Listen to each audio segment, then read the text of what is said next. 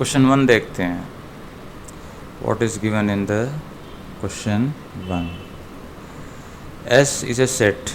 A base है पूरा question में. कहता है कि all those complex numbers such that the imaginary part of z is equal to 1. तो कहता है find the interior points, find the interior points, exterior points, okay, exterior points और boundary points, boundary points and accumulation points. Find accumulation points of S. सारे ये भी सारे S के लिए ही है. तो ये पहला part. What is the set S? S में क्या क्या नंबर्स हैं? S consists of all the points on the line y equal to 1. Okay, so this is I, 0, this is x-axis and this is y-axis. So if you take any number z, complex number on the line, okay, this is imaginary part of z, it is equal to 1. तो इसका जो real part होगा, it can be any x here, okay, but this, okay, this is equal to 1, so x comma 1 a point, so any point on the line, so this is the set of points, this is the set of points S.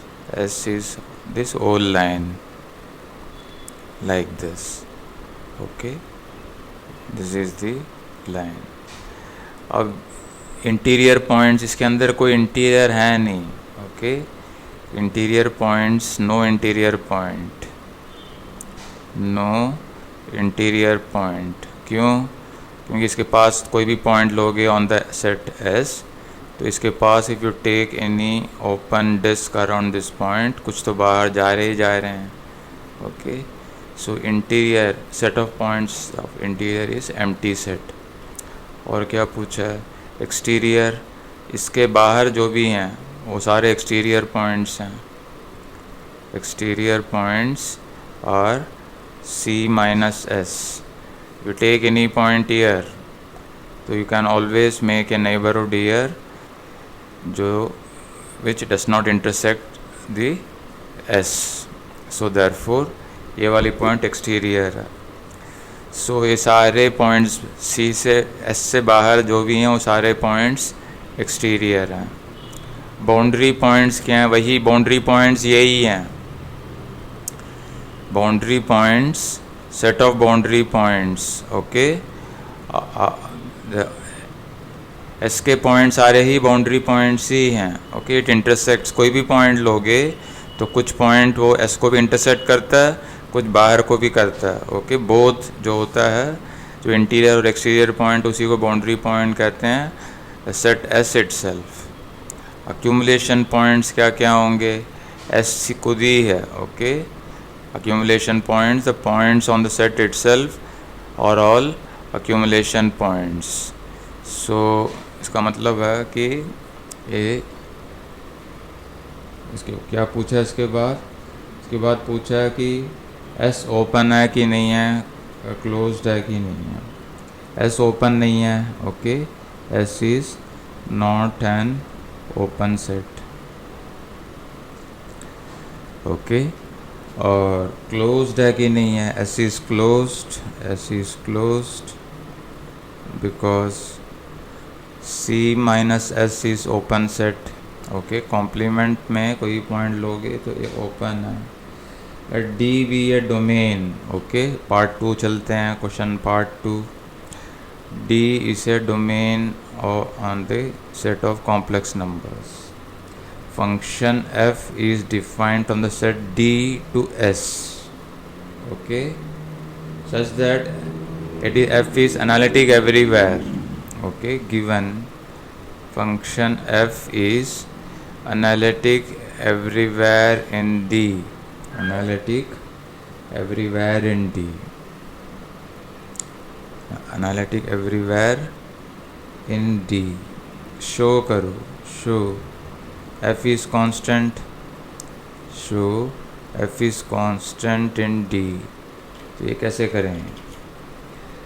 देखो, let take any point on Z and fz be equal to w. Value at the point of f at the point z be w, where w is a member of S, क्योंकि function is given from D to S. Okay, function is given from D to S. So fz is equal to w S में है, रख लो. Okay, इसका मतलब है कि imaginary part of w is equal to 1,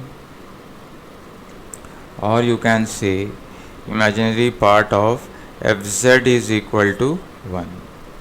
अगर if fz is equal to w को equal to u plus iv अगर रखते हैं, okay, in the domain D, तो imaginary part of fz equal to 1. This means v is equal to 1 in D.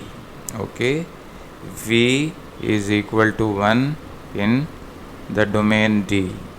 So f analytic है, मतलब it satisfies Cauchy-Riemann equations. f analytic in D implies ux equal to vy and uy is equal to minus vx, which is equal to 0, which is equal to 0 in the domain D. Okay, तो domain D अगर ऐसा है तो इसका मतलब सारे derivative zero हैं. इसका मतलब है कि f dash of z which is equal to ux plus I V X which is equal to 0 in the domain D. इसका मतलब है कि डोमेन है, इसीलिए फंक्शन को कांस्टेंट होना पड़ेगा, कांस्टेंट इन D. तीसरा एक और पार्ट है इस क्वेश्चन में. क्या कह रहा है? कहता कोई एक सीक्वेंस बताओ distinct points in S that converges to I. Okay, तो टेक द पॉइंट Zn. पहले हमने देखा कि Z अगर कोई पॉइंट है, take any point Z from S, it is of the form x, 1. Okay, so you take the sequence say 1 by n plus iota, where n belongs to natural number n. so इसका मतलब है कि Zn सारे distinct हैं और Zn minus i का mod is equal to 1 upon n goes to 0. therefore limit of Zn is equal to I, that is Zn converges to I, or all Zn's are distinct also, all Zn's are distinct. बस इतना काफ़ी है. Okay, that is sufficient. if you want you can have more detailed explanation for this. so ये this is the point I. तो अगर ये से रख लो तो ये है आपका Z1, this is the point Z1, और ये हो गया आपका Z2. Okay, this is 1 plus I and this is 1 by 2 plus I. so ये सारे पॉइंट्स डिस्टिंक्ट पॉइंट्स हैं. बस that's all you have to do it. There are many sequences you can define.